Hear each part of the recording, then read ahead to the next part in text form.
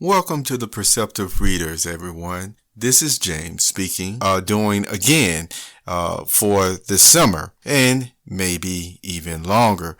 But as for right now, we're going to start off with the Prince and the Pauper series that some of you have read on the website. You're going to hear in these podcasts the commentary opening, the word meanings, a reading of the chapter, like we're going to read chapter 1 today, and people to remember, and of course the allow me to share a thought portion of this blog post. Now, before we go into that, I won't talk long. I just want you to be aware of something. I am James, and I haven't changed.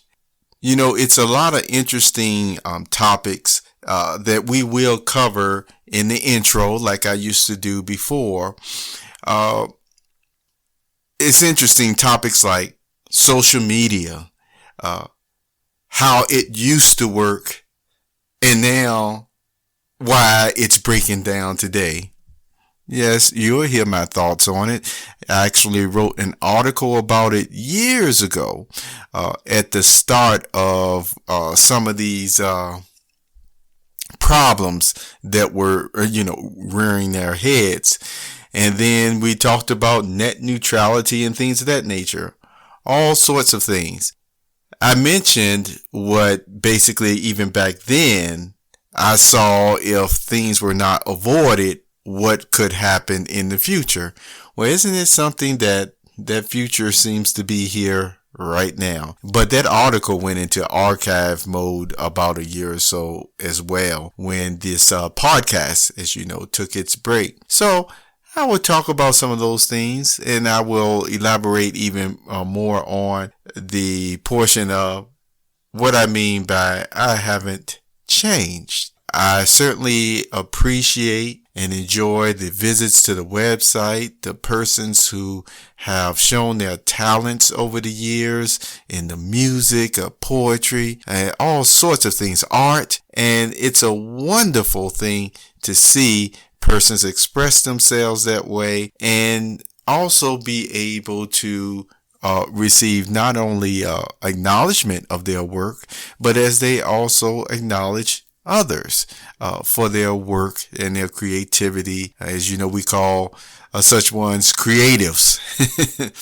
But still going along on those thoughts, sometimes persons do go through things in life and they do have to just sit back and they have to observe and analyze not only internally what's going on with themselves, but also externally with the forces around them, so to speak, as to why things are such a way, how should you proceed from this point forward. Now, that's just, once again, using your perceptive reasoning and analyzing things and giving yourself time to thought.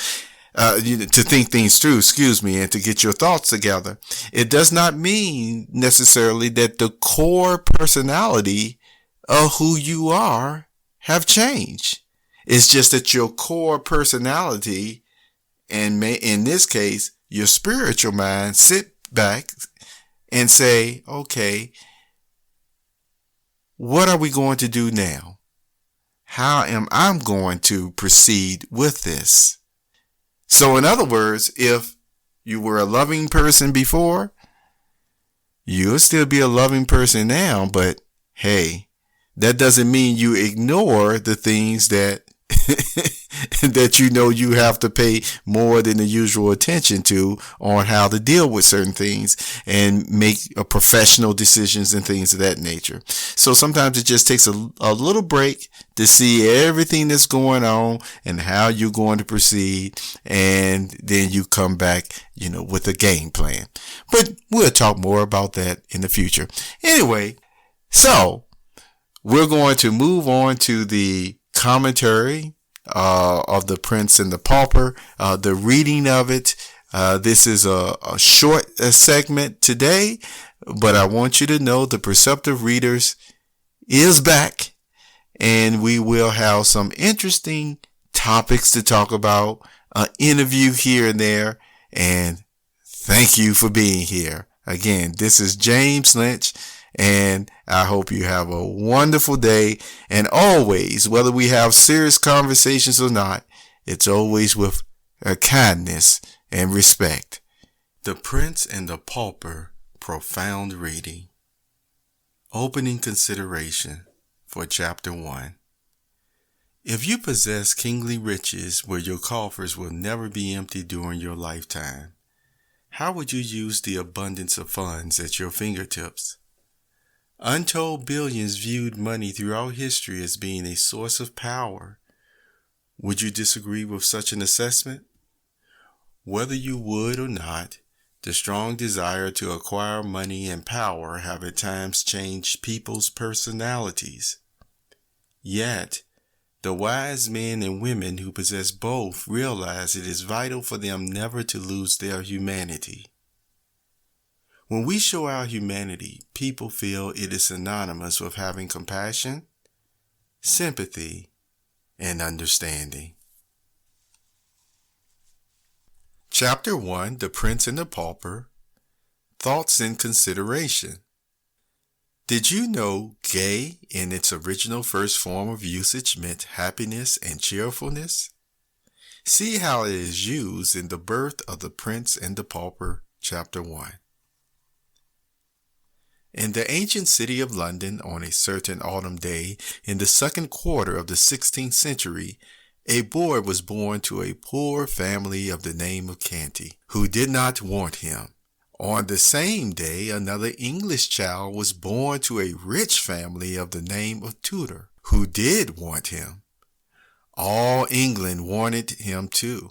England had so longed for him, and hoped for him, and prayed God for him, that now that he was really come, the people went nearly mad for joy.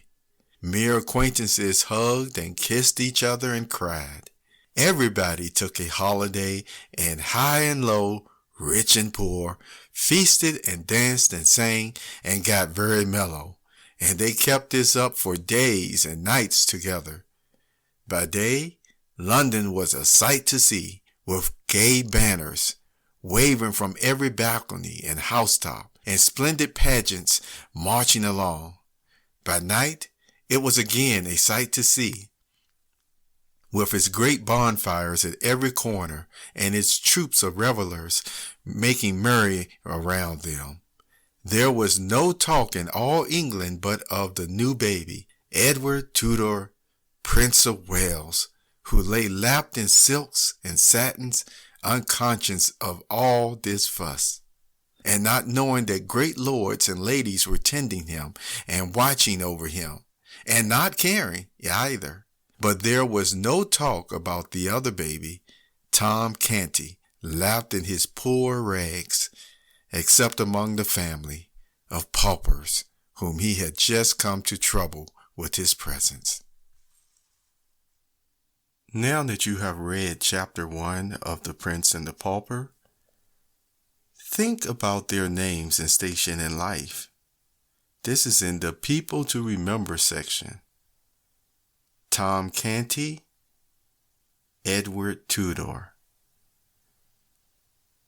Tom Canty, Edward Tudor. Allow me to share a thought. The English and vocabulary in The Prince and the Pauper consist of archaic or outdated phrases and idioms, which means expressions, dialect, or style of speaking in culture or time period.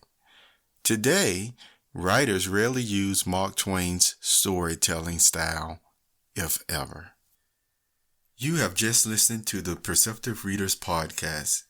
Remember, until next time, if you read something that encourages you to improve or enhance your life for the better, it becomes your reality.